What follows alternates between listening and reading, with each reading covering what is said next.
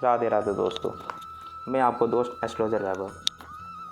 आज हम बात कर रहे हैं कि सप्ताह में 7 दिन क्यों होते हैं और 7 दिनों के नाम सोमवार, मंगलवार, बुधवार, गुरुवार, शुक्रवार, शनिवार या रविवार ही क्यों हैं। तो मैं यहाँ से शुरू करता हूँ।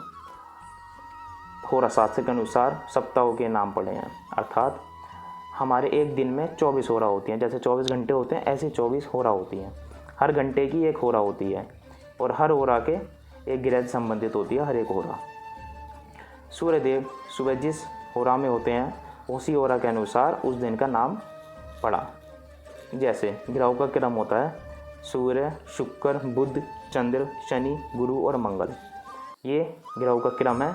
इसी क्रम के अनुसार होरा होती है। जैसे पहली होरा सुबह 6 बजे से 7 बजे तक होती है, तो हम मान रहे हैं कि आज पहली होरा सुबह 6 बजे से 7 बजे तक है। आज रविवार भी है, तो सुबह 6 बजे से 7 बजे तक की जो पहली होरा थी वो सूर्य की होरा थी।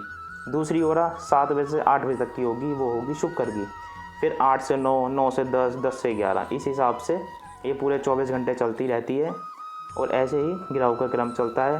पहली होरा सूर्य की, फिर शुक्र की, फिर बुध की, फिर चंद्र की, फिर शनि की, फिर गुरु की, फिर मंगल की।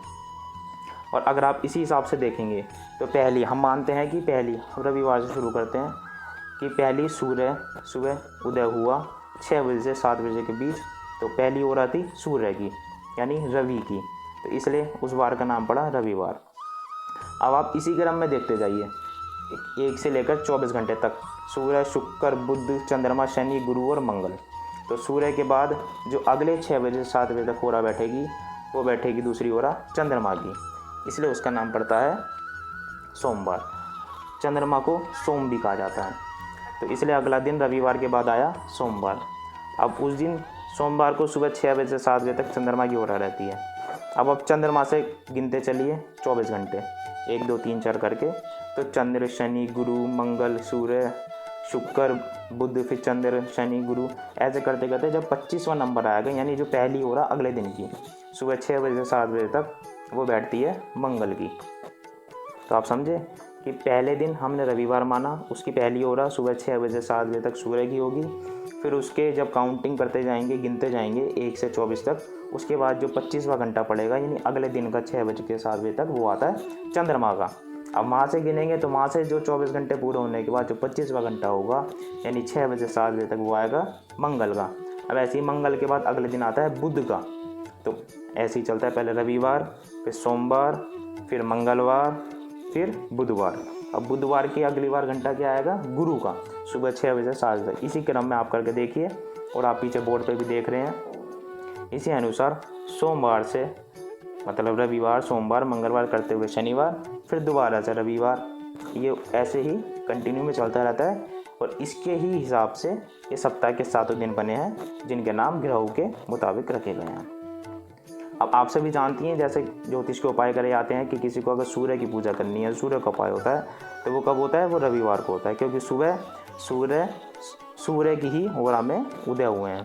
अब किसी को हम बुध का उपाय बताते हैं, गुरु का उपाय बताते हैं, वो गुरुवार को क्यों बताते हैं, वो गुरुवार को इसलिए बताते हैं क्योंकि उस दिन सूर्य की होरा 6 बजे से 7 बजे तक किसकी होरा थी, गुरु की होरा थी।